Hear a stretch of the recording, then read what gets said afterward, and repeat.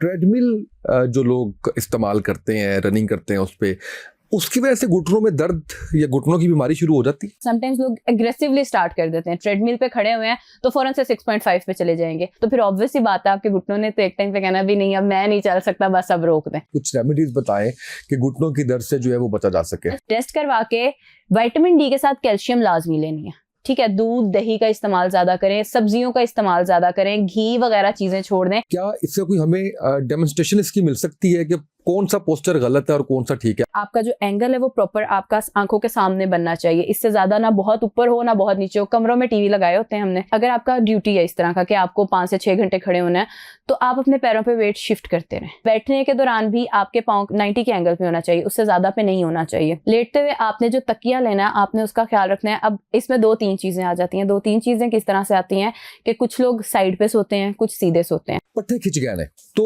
वो क्या चीज होती है? अक्सर लोग इसको जादू टूने से भी कर देते हैं कि हाँ मोडियां ते वजन पै रहे थे, पता नहीं जादू टूना हो रहा है, किसी ने फुफी ने करा देता, किसी मासी ने करा देता। जब सो के उठते हैं तो उस वक्त उनका ये कहना होता है कि जिस्म में दर्द हो रहा है, बहुत ज्यादा सुस्ती काहली हो रही है, उठने को दिल नहीं कर रहा। किसी दोस्त को देखकर आपको ऐसे फील हो जाएगा कि हाँ भी वो ज्यादा आगे चला गया, मैं नहीं जा रहा। आपका सारी रात दिमाग ही नहीं सोएगा। जब दिमाग नहीं सोएगा, यही सोचें चलती रहेंगी तो आपकी बॉडी रिपेयरिंग की तरफ नहीं जाएगी। जब रिपेयरिंग नहीं होगी तो सुबह जब आप उठेंगे आपको ऐसे लगेगा मैं बहुत थका थका फील कर रहा हूँ। हाँ, इसमें कंडीशंस बहुत सारी आ जाती हैं, जैसे हाथ कांपने की क्या वजह होती है? समटाइम्स कुछ लोगों को स्ट्रेस में होता है कि उनके हाथ कांपना शुरू हो जाते हैं। आई डोंट नो इसे क्या कहते हैं पंजाबी में, मैंने अक्सर सुना है कि रेशा हो गया है। नहीं पता नहीं, मैंने इसके बारे में नहीं सुना। 7-8 साल के बच्चे भी कह रहे होते हैं कि हमें लोअर बैक पेन है।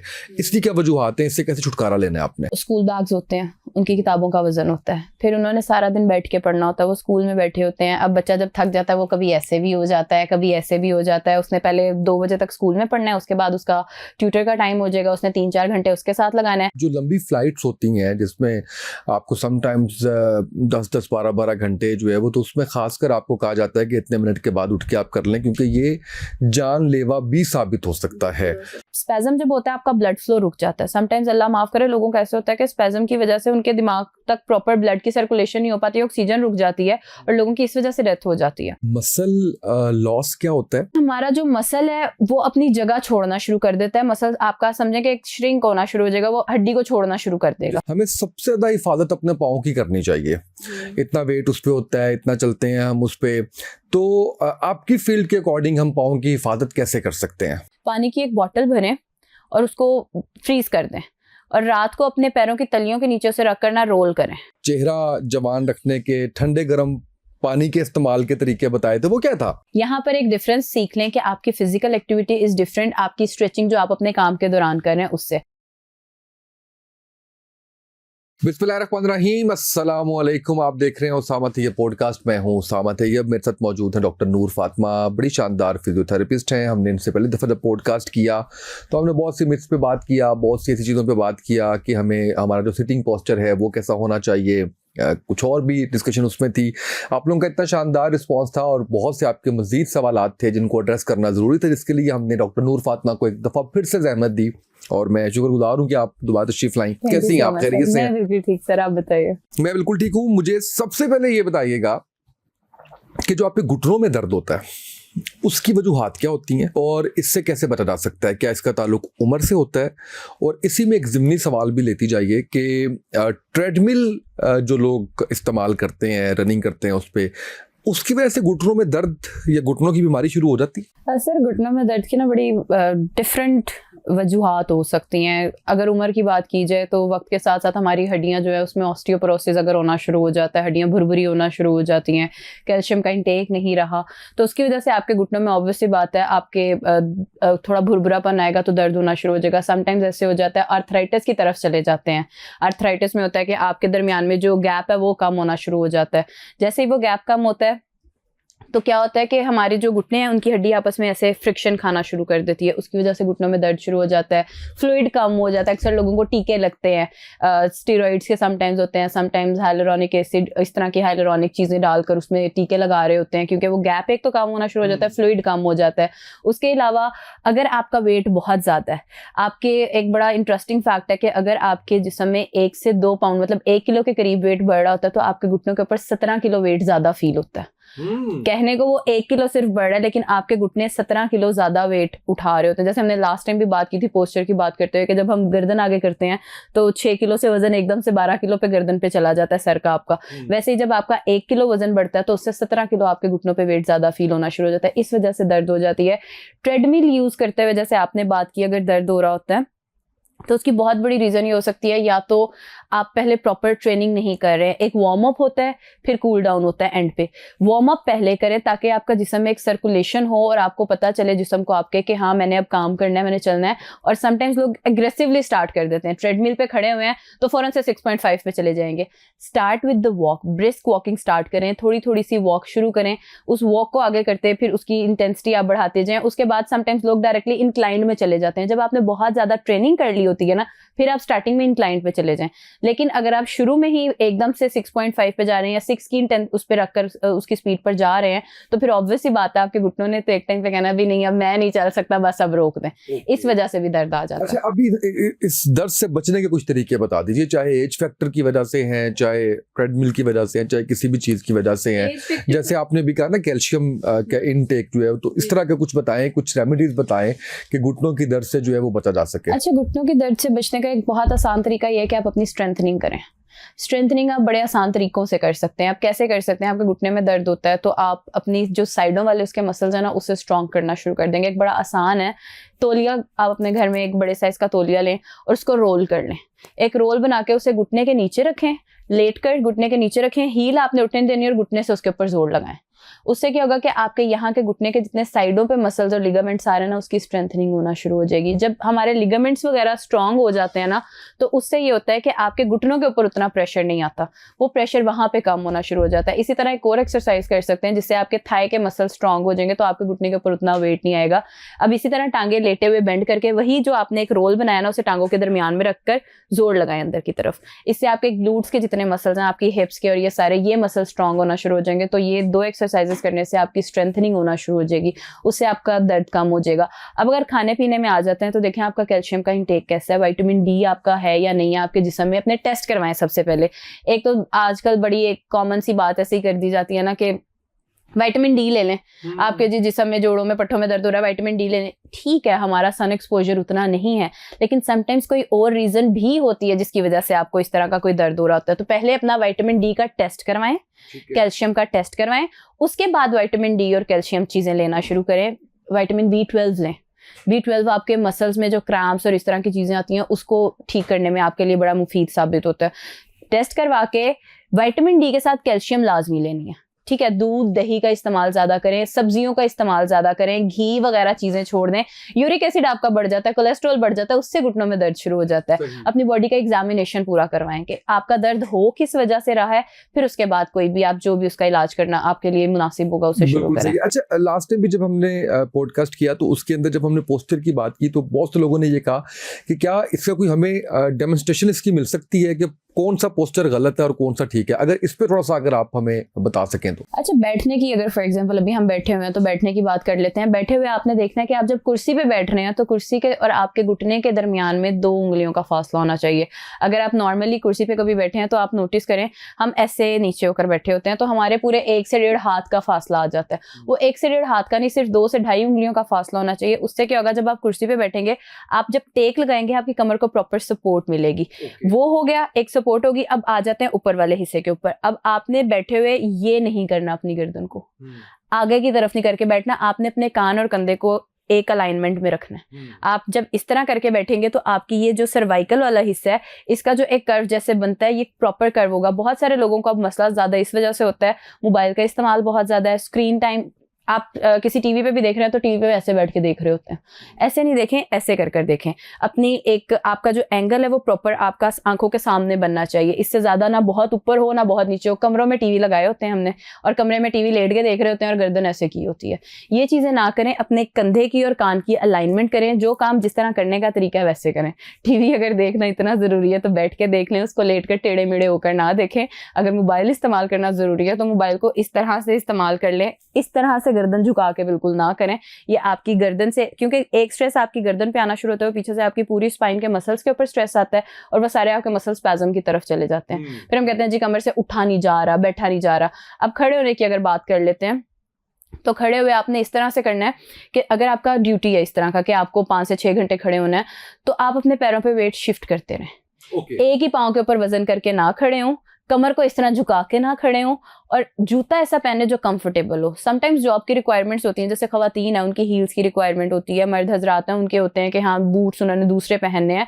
जूता अपना नरम लें, अगर वो नरम नहीं है तो उसके अंदर इंसोल्स रखें, ठीक है, ताकि आपके पाँव के जो प्रेशर पॉइंट्स हैं ना, जैसे आपकी एड़ी है, आपकी उंगलियों के पीछे वाला हिस्सा है, उसके पास वहां पर इंसोल्स रखें, ताकि आपके पैरों के ऊपर प्रेशर इतना आए और वेट शिफ्ट करते रहें कि आपका वो वहां से प्रेशर बिल्डअप होते होते वो ऊपर ना आना शुरू हो। जब हम बहुत देर खड़े रहते हैं या बहुत देर बैठे रहते हैं तो हमारे पैरों में पूलिंग हो जाती है, ब्लड सारा नीचे चला जाता है। तो वो पूलिंग की वजह से समटाइम्स एकदम से वो कहते हैं पाँव सो गया, कीड़ियां चलना शुरू होगी, वजन नहीं डाल रहा, वो क्या हुआ, वो आपका ब्लड की पूलिंग वहां पर होगी। तो उस पूलिंग को ना होने का सबसे आसान तरीका है कि आप अपना वेट शिफ्ट करते रहें। वेट आप जैसे ही शिफ्ट करते रहेंगे, एक पाँव के ऊपर नहीं करके, अगर हाँ बहुत लंबा टाइम खड़े होना है आपने, तो कोशिश करें आप अपने पाँव के नीचे कोई रेस्ट रख लें, उस रेस्ट के ऊपर आपको, ताकि आप माइंडफुल रहें कि हाँ मुझे अब इस वक्त इसके ऊपर पाँव रखना है, अब मुझे चेंज करना है। अब बैठने के दौरान भी आपके पाँव का जो एंगल है वो 90 के एंगल पे होना चाहिए, उससे ज़्यादा पे नहीं होना चाहिए। अब लेटने की बात कर लेते हैं कि आपने लेटना कैसे है। लेटते हुए आपने जो तकिया लेना है आपने उसका ख्याल रखना है। अब इसमें 2-3 चीज़ें आ जाती हैं। 2-3 चीज़ें किस तरह से आती हैं कि कुछ लोग साइड पे सोते हैं, कुछ सीधे सोते हैं। अब जो साइड पे सोने वाले लोग हैं ना, उन्होंने तकिया 4 से 5 इंच से ऊंचा नहीं लेना, कि जब वो तकिया रखें तो उनका ये वाला जो गर्दन का खम है वो पूरा। और जो सीधे सोते हैं, मैक्सिमम 6 इंच से ज़्यादा आपका तकिया नहीं होना चाहिए। आपका तकिया 6 इंच से अगर ऊपर जाएगा तो आपका जो सर्वाइकल का कर्व है वो वहाँ पे कॉम्प्रोमाइज़ होना शुरू हो जाएगा, और जैसे ही वो कॉम्प्रोमाइज़ होगा वैसे ही आपको वहाँ से दर्द होना शुरू हो जाएगी। तो उठने, बैठने, खड़े होने और सोने तक के आपके पोस्चर के तरीके जो नॉर्मली आप कर सकते हैं, आपको वो मैंने बता दिया। अच्छा, मुझे ये बताइएगा कि ये जो आम फहम जुबान में हम कहते हैं पट्ठों की दर्द, इसकी वजूहात क्या हैं और इससे कैसे बचा जा सकता है? और एक और भी हम कहते हैं, जब हमारे शोल्डर्स में खासकर दर्द होती है ना, तो हमारे अमूमी तौर पे कहा जाता है, मैं देसी बता रहा हूँ, आप बता रहे हैं कि उसमें वो पट्ठे खिंच गए हैं, तो वो क्या चीज़ होती है? ये जो आपके क्या वेन्स पुल हुई होती हैं या क्या उसके अंदर, और उससे कैसे आपने बाहर निकलना है? अच्छा, पट्ठों का दर्द जो है बेसिकली पट्ठे और मसल, इंग्लिश में मसल, उर्दू में पट्ठे। अब स्ट्रेस की डिफरेंट काइंड्स हैं। अब एक स्ट्रेस ऐसे होगा जो आपके स्ट्रेस की वजह से आपको आ रहा होगा, मतलब आप मेंटली स्ट्रेस्ड हैं तो उससे क्या होगा, इवेंचुअली आपके मसल्स के ऊपर स्ट्रेस आना शुरू हो जाएगा। अब उसमें आप खुद भी इस चीज़ को फील कर सकते हैं। आप कैसे फील कर सकते हैं कि आप अपने कंधे के ऊपर हाथ रख के देखें, आपके जो कंधे के पट्टे हैं यहाँ पे इस जगह पर बैंड्स तो नहीं बने हुए। ये चीज़ it is suppose to be थोड़ा सा नरम होती है। अगर आप हाथ लगा रहे हैं और वो दर्द कर रहा है तो देखें वहां पर, इसको इन 2 उंगलियों के साथ ना थोड़ा सा पलपेट कर ऐसे देखें, आपको खुद फील होगा। अगर तो वो पेनफुल है और नीचे आपको कोई गुठली महसूस हो रही है तो वहां पे डेफिनेटली आपके बैंड्स बने होंगे, बैंड्स के नीचे ट्रिगर पॉइंट्स बने होंगे। ये आपके काम आप किस तरह से कर रहे हैं बैठ के। बात एट द एंड वहीं पे आ जाती है कि आपके पोस्चर की सबसे पहले गलती हो सकती है, उसके बाद आप में न्यूट्रिएंट्स की कमी हो सकती है। अगर आपका B12 आपकी बॉडी में कम हो रहा है, विटामिन D कम हो रहा है, तो आपको पट्ठों का डेफिनेटली दर्द हो सकता है। अगर आपका यूरिक एसिड और कोलेस्ट्रॉल कॉम्प्रोमाइज हो रहा है तो भी आपको पट्ठों में दर्द हो सकता है। तो इन चीज़ों को आप नॉर्मली, बजाय इसके कि आप ये सोचें कि हाँ पता नहीं, अक्सर लोग इसको जादू टूने से भी कर देते हैं कि हाँ मोडियां ते वजन पै रहे थे, पता नहीं जादू टूना हो रहा है, किसी ने फुफी ने करा देता, किसी मासी ने करा देता। पाँव जलने के बारे में भी यही कहा जाता है कि पाँव जल रहे हैं तो किसी ने जादू किया हुआ है। वो आपके जिगर की गर्मी हो सकती है, ठीक है। अगर आपके जिगर में गर्मी ज्यादा हो जाए तो आपके हाथों की हथेलियों से और पाँव की तलियों से बहुत ज्यादा हीट निकलती है, तो उसको आप प्रॉपर्ली चेकअप करवाएं। डायबिटिक लोगों को बहुत ज्यादा इस तरह से होता है, और डायबिटिक लोगों की ही बहुत ज्यादा जो मसाइल आते हैं ना, उनको पट्ठों के मसाइल आ रहे होते हैं। तो उन चीज़ों का आप रीज़न ढूंढने की कोशिश करें। पहले तो अपनी रूटीन को देखें, क्या मैं कुछ ऐसा तो नहीं कर रहा जिसकी वजह से स्ट्रेस पड़ रहा है मेरे कंधों पे या मेरे पट्ठों में खिंचाव आ रहा है, कोई ऐसी चीज़ हो रही है। अगर वो नहीं आ रहा, फिर आप अपना एक दफ़ा चेकअप करवा लें। समटाइम्स ऐसे होता है कि हमारी जो स्पाइन है उसकी स्ट्रेटनिंग होना शुरू हो जाती है। ज़रूरी नहीं है कि वो आपने कोई ऐसा आपका कोई जर्क था या कोई ऐसी आपकी एक्सरसाइज या आपका कोई भी ऐसा आपने गलत कोई पोस्चर कर दिया जिसकी वजह से। समटाइम्स होता है बहुत ज़्यादा बैठने का काम है ना अगर, तो आपकी बैठ के क्या होता है कि आपकी कमर का जो स्पाइन है वो सीधा हो जाता है। वो जैसे ही सीधा होता है ना, तो उसके साथ जो पट्टे आपके जुड़े हुए हैं ना, वो पट्टे ऐसे स्ट्रेस में आ जाते हैं। वो स्ट्रेस फिर आपकी पूरी कमर को जकड़न की तरफ ले जाता है। तो इन सारी चीज़ों को देखें। अगर वो इस तरह की आपकी कोई रूटीन में चीज़ शामिल है तो उसको नॉर्मल मुकम्मल करने की कोशिश करें, एक्सरसाइज करें, स्ट्रेचिंग लाजमी करें। एक बड़ा ईजी आपको एक्सरसाइज का और अपनी नॉर्मल रूटीन को अगर आप लेकर चलें तो उसका एक फार्मूला होता है 28 और 2 का, ठीक है। अब उसमें क्या होता है, 20 मिनट्स अगर आपने काम किया है, 8 मिनट आपने उसमें निकालना है जिसमें आप रेस्ट करें और 2 मिनट के लिए स्ट्रेचिंग करें, ठीक है। अब ऑब्वियस ही बात है, आप जॉब कर रहे हैं, कुछ कर रहे हैं, आप हर 20 मिनट के बाद नहीं कर सकते हैं ये चीज। मैं पॉडकास्ट कर रहा हूं, मैं भी नहीं कर सकता। नहीं कर सकते। हाँ। तो आप उसको क्या करें, आप अपना 1 घंटे का टाइम बना लें या 1.5 घंटे का टाइम, आप जिस भी पोस्चर में हैं, जो भी हैं, आप उसको चेंज करें। 1 घंटे के बाद एटलीस्ट 5 मिनट के लिए आप स्ट्रेचिंग कर सकते हैं। आप अपनी कुर्सी पे बैठे बैठे स्ट्रेचिंग कर सकते हैं। कंधों में खिंचाव की बात करें तो ज्यादा नहीं आप करें, आप आराम से अपनी ये चीज कान को अपने कंधे के साथ मिलाने की कोशिश कर रहे हैं। कुर्सी के ऊपर बैठे हुए तो आप ऐसे स्ट्रेच कर सकते हैं, पीछे की तरफ कर सकते हैं। इससे क्या होगा, आपकी जितनी कमर के मसल्स हैं ये बैठे बैठे रिलैक्स हो जाएंगे। अगर आप बैठे हुए हैं तो आप अपने पैर को, ये समझें आपका पाँव है, तो ऐसे ही आप चेयर पे बैठे बैठे अपने पाँव को ऐसे पीछे की तरफ ला सकते हैं। ये स्ट्रेचिंग क्या होगी, आपके पीछे से जितने टांगों के मसल्स हैं उन सारों को भी रिलैक्स कर देगी, और ये जो 2 आपने बैठे बैठे कुर्सी पे कर लिए हैं, ये आपके जो एक स्ट्रेस बिल्डअप हो रहा होता है ना, उसको रिलैक्स करने की कोशिश आप कर रहे होते हैं। और सेकेंडली, ब्रीदिंग एक्सरसाइजेस करें, आप बैठे बैठे कर सकते हैं। समटाइम्स स्ट्रेस जरूरी नहीं है आपको किसी डेफिशिएंसी की वजह से हो रहा है, समटाइम्स मेंटल स्ट्रेस की वजह से आपको आपके पट्टों के ऊपर स्ट्रेस आ रहा होता है। तो उसके लिए जब आपको लगे कि आपको स्ट्रेसफुल सिचुएशन में या कुछ ऐसे हैं, डीप ब्रीदिंग करें, पानी पिए, डीप ब्रीदिंग करें, जिस भी पोस्चर में बैठे हैं उसे चेंज कर लें। अगर इस्लामिक पॉइंट ऑफ व्यू से भी देखें तो उसमें यही है ना, बैठ गुस्सा है या कोई चीज़ हो, बैठे हैं तो खड़े हो जाए, खड़े हैं तो बैठ जाए, चेंज कर लें। वो क्यों है कि आपका एक जब पोस्चर चेंज होता है, आप उसके साथ थोड़ी सी ब्रीदिंग एक्सरसाइजेस जब ऐड कर देते हैं तो आपका जो माइंड है वो रिलैक्स होना शुरू हो जाता है, आप ज़्यादा क्लियरली सोच सकते हैं। समटाइम्स सिचुएशन इतनी वर्स नहीं होती है जितनी हम सोच के बना लेते हैं, क्योंकि हम एक ही चीज़ को सोचे जाते हैं, दिमाग को प्रेशर कुकर बना देते हैं। तो वो प्रेशर कुकर खुद को ना बनाए, अपने दिमाग को ना बनाए, जिस भी पोस्चर में है, पोजिशन में है, उसको चेंज करें, स्ट्रेचिंग करें, योगा करें, ब्रीदिंग एक्सरसाइजेस करें। ना किसी ने जादू किया होगा, ना आपके बॉस ने आपको बहुत बड़ी बात बोल दी होगी, सारी चीजें आप उनको आराम से केटर कर सकेंगे। बिल्कुल ठीक है। अच्छा, मुझे ये बताइएगा कि आप अक्सर हम लोग ये देखते हैं कि कुछ ऐसे लोग होते हैं, शायद आजकल तो उनकी तादाद ज़्यादा भी है, मेल फीमेल दोनों, किसी भी एज ग्रुप के, वो जब सो के उठते हैं तो उस वक्त उनका ये कहना होता है कि जिस्म में दर्द हो रहा है बहुत ज़्यादा, सुस्ती काहली हो रही है, उठने को दिल नहीं कर रहा। इसकी क्या वजूहात है और इसको कैसे ठीक कर सकते हैं हम? अच्छा, सो के उठने में सबसे इम्पोर्टेंट जो चीज़ है ना, जब होता है वैसे ये ना, बहुत होता है, हमें भी होता है समटाइम। अच्छा, ठीक है। अब इसकी सबसे बड़ी जो पहली रीजन देखने में आई है वो ये है कि हम रात को सोने से पहले स्क्रीन टाइम जो है ना हमारा, उसको आधा घंटा 1 घंटा पहले नहीं छोड़ते हैं। उससे क्या होता है कि जब स्क्रीन में एक ब्लू फैक्टर होता है, ठीक है, तो वो ब्लू फैक्टर आपका जो बॉडी में मेलाटोनिन बनना होता है ना, एक उसका प्रोडक्शन कम कर देता है, और मेलाटोनिन आपको सोने में मदद करता है। जब हम सोने से पहले, जब नींद आ रही है और चेहरे पे मोबाइल गिर रहा है, तब हम मोबाइल को साइड पे रख रहे हैं, तो आपका एक तो मेलाटोनिन प्रोड्यूस नहीं होगा, और जब वो प्रोड्यूस नहीं होगा आपकी डीप स्लीप नहीं होगी। जब डीप स्लीप नहीं होगी, बेसिकली स्लीप साइकिल आपका है, आपका रिपेयरिंग का साइकिल है।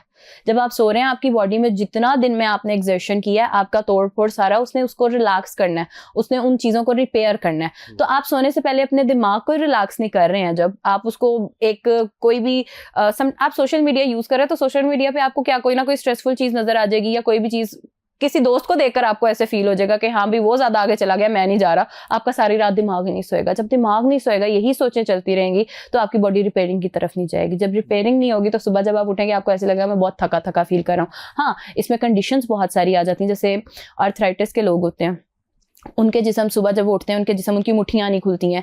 डायबिटीज़ के लोग होते हैं, हाइपरटेंशन के लोग होते हैं, ये वो हैं जो कॉमन बीमारी हैं।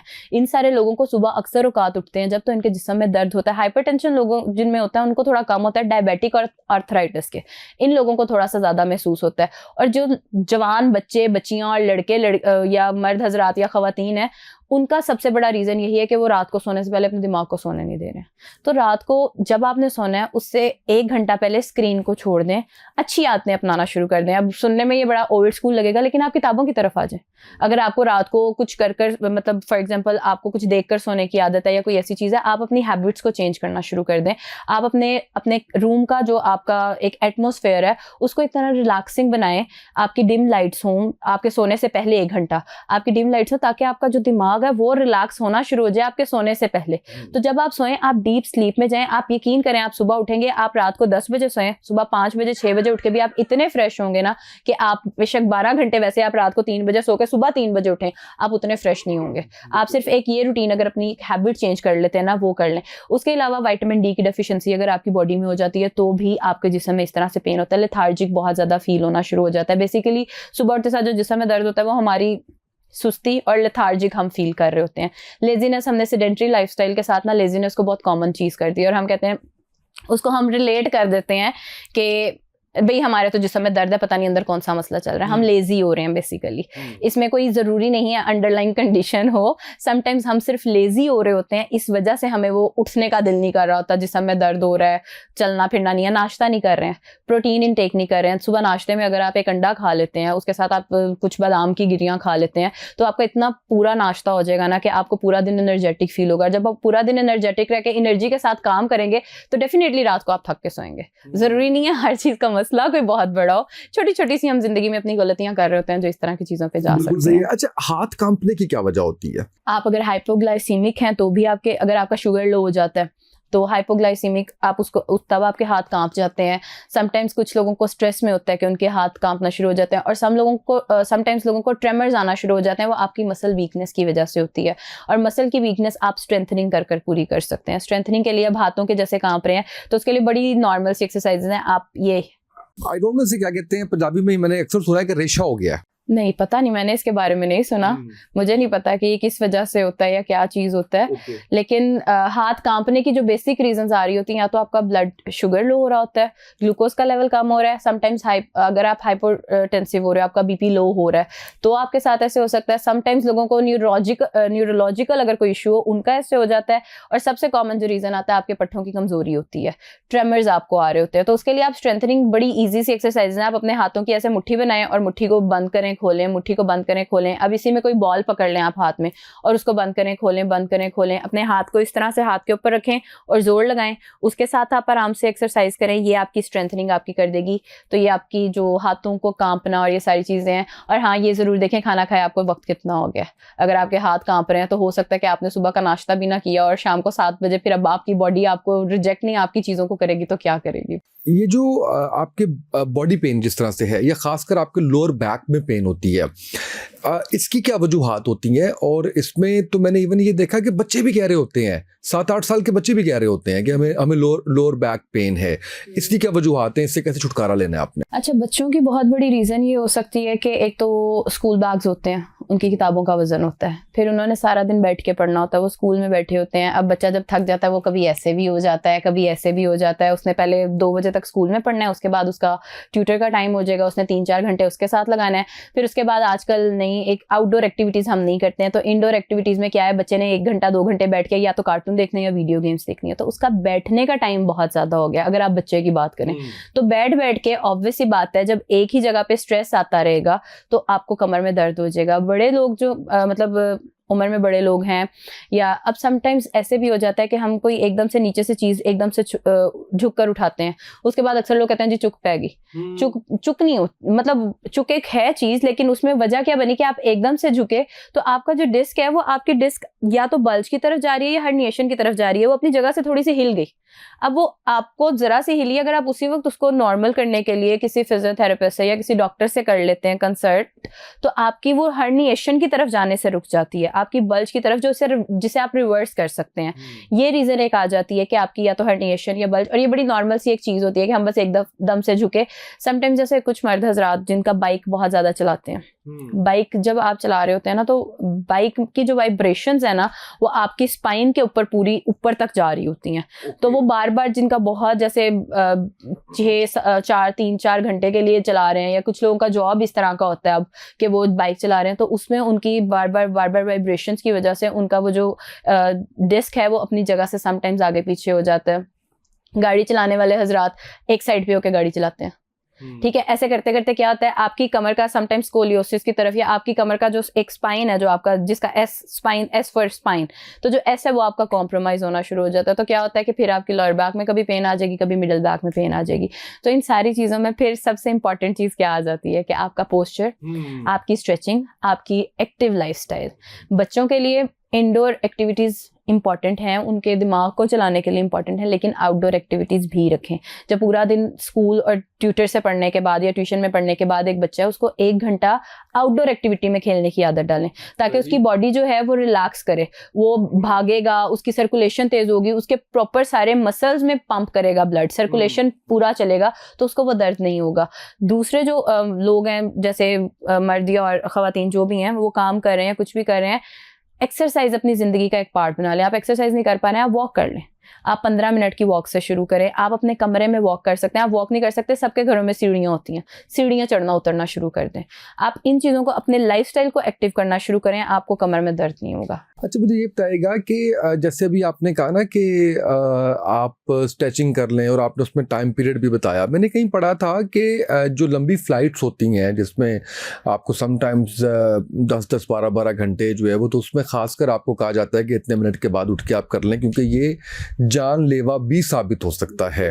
क्या वजूहात होती हैं? और इसी तरह से मैंने ये भी सुना कि अगर किसी की ट्रैवलिंग बहुत ज़्यादा है, कोई ड्राइव कर रहा है या वैसे ट्रैवल कर रहा है, काम के सिलसिले में 8-10 घंटे की ड्राइव है, तो वो भी हर 2-3 घंटे के बाद थोड़ा सा ब्रेक ले, थोड़ा सा अपने आप को स्ट्रेचिंग करे। ये इतना खतरनाक हो सकता है कि इससे जान भी जा सकती है। देखिए, आप जब एक ही पोस्चर में रहेंगे ना, या तो आपका कोई जोड़ जो है वो स्टिफ हो जाएगा, और जब हम एकदम से उठेंगे ना, तो ऑब्वियसली बात है, वो समटाइम्स लोग कहते हैं कड़ाके काट लेते हैं, वो समटाइम्स वो ज्यादा निकल जाए ना, तो वो आपका कहीं ना कहीं से डिस्क हिल रहा होता है।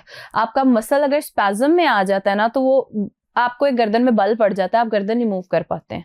वो किस वजह से पड़ा कि आप एक ही पोजीशन में बहुत देर तक रह गए। वो एक ही पोजीशन, आपने सिर्फ एक चीज़ अपनी माइंड में हमेशा रखनी है। आप अपने फ़ोन पे अलार्म लगा लें कि आपने हर 15 से 20 मिनट के बाद अपनी पोजीशन चेंज करनी है। एक ही पोजीशन में रहने के बाद ऐसे होता है कि आपके मसल स्पैज्म में समटाइम्स चले जाते हैं, और बहुत बुरा स्पैज्म हो जाता है। स्पैज्म जब होता है, आपका ब्लड फ्लो रुक जाता है। समटाइम्स अल्लाह माफ करे, लोगों का ऐसे होता है कि स्पैज्म की वजह से उनके दिमाग तक प्रॉपर ब्लड की सर्कुलेशन नहीं हो पाती, ऑक्सीजन रुक जाती है, और लोगों की इस वजह से डेथ हो जाती है। तो स्ट्रेचिंग करें, अपनी बॉडी की पोजीशन चेंज करते रहें थोड़े टाइम के बाद। स्ट्रेचिंग, जैसे आपने फ्लाइट्स की बात की, तो उसमें भी अगर वो, आप खुद इस चीज़ से अंदाजा लगा लेंगे कि कितना इंपॉर्टेंट है कि वो आपको कह रहे हैं उठें और थोड़ा सा चल फिर लें, अपना एक्टिव लाइफस्टाइल अपनाना शुरू कर दें। अच्छा, ये बताइएगा मुझे कि मसल लॉस क्या होता है और किस एज में होता है, और आप कैसे जो है वो इस लॉस से बच सकते हैं? मसल लॉस यूजुअली होता है जब हमारी 50, 55, 60 क्रॉस कर रहे होते हैं, जो नॉर्मली लोगों में होता है। वो मसल लॉस जब उनका प्रोटीन इनटेक बहुत कम होता है। आपको अपने मील्स में एटलीस्ट हफ्ते में 2 से 3 दफ़ा प्रोटीन लाजमी लेना चाहिए। Protein in a source of meat, आप मीट में ले सकते हैं आप, या फिर अगर आप ज़्यादा सब्जियां खाते हैं, कुछ ऐसे करते हैं, तो आप अंडे वगैरह इस तरह की चीज़ों से, जब हम प्रोटीन का इंटेक कम करते हैं, फिर हमारा मसल लॉस शुरू हो जाता है। मसल लॉस बेसिकली है क्या? ये जो झलक जाता है आपका, ढलक जाता है हमारा जो मसल है, वो अपनी जगह छोड़ना शुरू कर देता है। मसल आपका समझे कि श्रिंक होना शुरू हो जाएगा, वो हड्डी को छोड़ना शुरू कर देगा। ढलकना, बुढ़ापे में जाके वो ढलकना शुरू हो जाता है। मसल ने हड्डी को छोड़ दिया है, और उसके बाद आप लीन होना शुरू हो जाते हैं। बहुत सारे लोगों में ऐसे होता है। मैंने कहीं पे सुना था कि इसका सिर्फ हल ये है कि आप वजन उठाया करें, वेट लिफ्टिंग किया करें। स्ट्रेंथनिंग कहना कि आप वेट लिफ्टिंग और ये सारी चीजें जब करते हैं, बुढ़ापे में यूजुअली लोगों को होता है। अगर उससे पहले कुछ लोगों का जेनेटिकली भी होता है। कुछ लोगों का जेनेटिकली बॉडी का शेप इस तरह का होता है कि उनकी बाजुएं ढलकी सी होती हैं, लटकी होती हैं। तो अगर आप स्ट्रेंथनिंग कर रहे हैं, आप ट्रेनिंग्स कर रहे हैं, जिससे आपकी बॉडी टोनिंग की तरफ जा रही है, तो वो चीजें कर आप मसल लॉस अपना कर सकते हैं कम। लेकिन जो नॉर्मली इसके लिए कुछ कंडीशंस भी होती हैं जिसमें आपका मसल लॉस शुरू हो जाता है। आपके, जैसे मैंने अभी आपको बताया कि प्रोटीन का कम अगर आप ले, मैलनरिश्ड अगर कुछ लोग हो जाते हैं, उनका मसल लॉस शुरू हो जाता है। तो उसके लिए करते यही हैं कि आप स्ट्रेंथनिंग की तरफ जाएं और प्रोटीन का इंटेक ज़्यादा करना शुरू करते हैं। एक मैंने चीज़ सुनी, कहीं पे पढ़ी कि हमें सबसे ज़्यादा हिफाजत अपने पाँव की करनी चाहिए। इतना वेट उस पर होता है, इतना चलते हैं हम उस पर। तो आपकी फील्ड के अकॉर्डिंग हम पाँव की हिफाजत कैसे कर सकते हैं? सबसे पहले अपना जूता, जूता देखें कि आप यूजुअली अगर आप एक जूता डेली पहन रहे हैं ना तो 6 महीने के बाद आपको वो जूता नहीं पहनना होता। हमारे यहाँ पे 2-2 साल एक जूता चला लेते हैं हम लोग। आपको उस जूते को चेंज करना है, आपको जूता नरम पहनना है। 6 माह के बाद जूता घिस जाता है, एक्सपायर हो जाता है। आप उसमें इंसोल्स भी रख लेना तो वो जूते का वो आपके एक पाँव की शेप के अकॉर्डिंगली वो एडजस्ट करता है, और एडजस्ट होने के बाद वो उस तरह की शेप में नहीं रहता कि वो आपके पाँव को सिक्योर कर सके। 6 माह अगर आप एक ही जूता डेली पहनना शुरू कर देना तो 6 माह के बाद उसमें कुछ भी नहीं बचेगा पहनने के लिए। 6 माह के बाद अपना जूता चेंज करें। उसके बाद रात को जब आप सोते हैं तो रात को सोते हुए एक बड़ी नॉर्मल सी, अक्सर लोगों को पैरों में दर्द होता है या कोई ऐसी चीज़ होती है, तो आप क्या करें, पानी की एक बॉटल भरें और उसको फ्रीज कर दें और रात को अपने पैरों की तलियों के नीचे से रख कर ना रोल करें। ये जो आपके पूरे दिन की थकावट और थकान होती है ना, ये उससे बहुत हद तक कम हो जाती है। क्योंकि जूता जब आप बहुत देर खड़े हो रहे हैं या चल रहे हैं, कोई ऐसी चीज़ कर रहे हैं, तो हमारे पैरों के नीचे इन्फ्लेमेशन हो जाती है, सोजिश आ जाती है अक्सर औकात। और लोग उसको ज़्यादातर उतारने के लिए कहते हैं गर्म पानी में पाँव डाल दें। जब भी आपके जिस्म के किसी भी हिस्से के ऊपर सोजिश आ रही है, आपने उसको हीट नहीं देनी है, आपने उसको कोल्ड थेरेपी देनी है। ठीक है, आपने जैसे भी मैंने आपको बताया कि आप एक बॉटल में बर्फ जमा लें और उसका करें।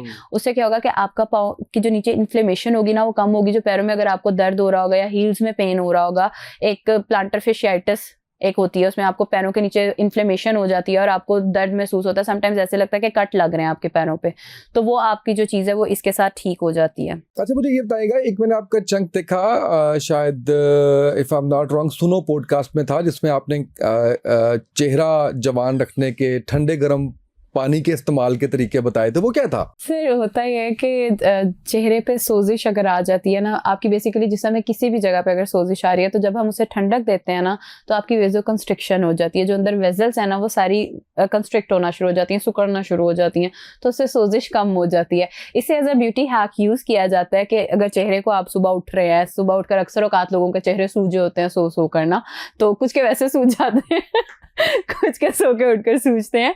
तो उसमें ऐसे है कि अगर आप पानी में आइस क्यूब्स डालकर उसकी एक ये थेरेपी है, एक हाइड्रोथेरेपी आप इसे कहें, आप जब उसमें अपना चेहरा 5 सेकंड के लिए भिगोते हैं फिर निकाल लेते हैं, 5 सेकंड का ब्रेक, फिर भिगोते हैं फिर निकाल लेते हैं, तो उससे जो आपके चेहरे की वेजल्स हैं ना वो वेजो कंस्ट्रिक्शन की तरफ जाती हैं। आपकी स्किन में कोलेजन प्रोडक्शन तेज होती है और उसकी वजह से आपकी स्किन जो है वो बड़ी यंग दिखना शुरू हो जाती है, पफिनेस कम हो जाती है। अच्छा, ये रहेगा जितनी भी आपने गुफ्तगू की उसके अंदर आपने एक्सरसाइज का जिक्र किया बहुत ज्यादा, कोई ना कोई फिजिकल एक्टिविटी का जिक्र किया, तो एक हेल्दी मर्द या औरत, लड़का या लड़की, उसको कितना टाइम एक्सरसाइज मिनिमम करनी चाहिए एक दिन के अंदर? मिनिमम 20 to 25 मिनट्स आपको निकालने चाहिए अपनी ज़ात के लिए, और वो सारे कामों से अलग निकालने चाहिए।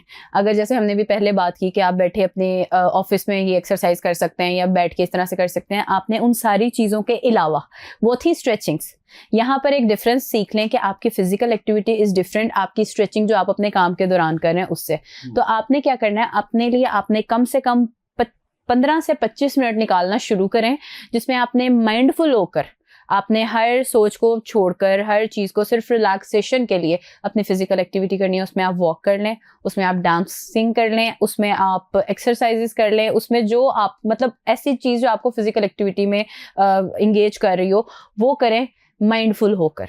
आप फॉर एग्जांपल बैठकर डीप ब्रीदिंग भी कर रहे हैं, अगर आप योगा कर रहे हैं, कुछ भी कर रहे हैं, उसके लिए आपका माइंडफुल होना ज़रूरी होता है। तो वो एक वक्त निकाल कर 25 मिनट लाजमी अपनी ज़िंदगी के आप एक्सरसाइज या एक्टिव लाइफस्टाइल को दें कामों के अलावा। तो उससे आपका जो लाइफस्टाइल, आप खुद बहुत एनर्जेटिक फील करेंगे, आपका मूड अच्छा होगा, आपका काम करने का दिल करेगा, आप लेथार्जिक फील नहीं करेंगे, कोई ऐसी चीज़ नहीं होगी जो आपके और आपके आगे बढ़ने की चीज़ में आड़े आ सके। बहुत शुक्रिया आपका, आप तशरीफ लाई और इतनी अच्छी मुफीद आपने इन्फॉर्मेशन दी, और इससे हमारे देखने वाले, सुनने वाले, उन्होंने काफ़ी ज़्यादा फ़ायदा उठाया होगा, मुझे उम्मीद है। आपकी आमद का शुक्र। नाज़रीन, आपने बॉडी पोस्चर से लेके आपने एक्सरसाइजेस की अहमियत, तो ये सारी चीज़ें मुलाहिज़ा की हैं। आम फहम जो हमारी ज़ुबान के अंदर पट्टों का खिंचाव है, या जिस्म के अंदर दर्द है, या आपके बैक में अगर आपके दर्द है, मसल्स आपके पुल हो रहे हैं, तो उसकी सारी वजूहात और कैसे आपने इसको ठीक रखना है, ये सारा आज के पॉडकास्ट में हमने डिस्कस किया है। आज के प्रोग्राम से इतना ही, इजाज़त दीजिए, अल्लाह हाफ़िज़।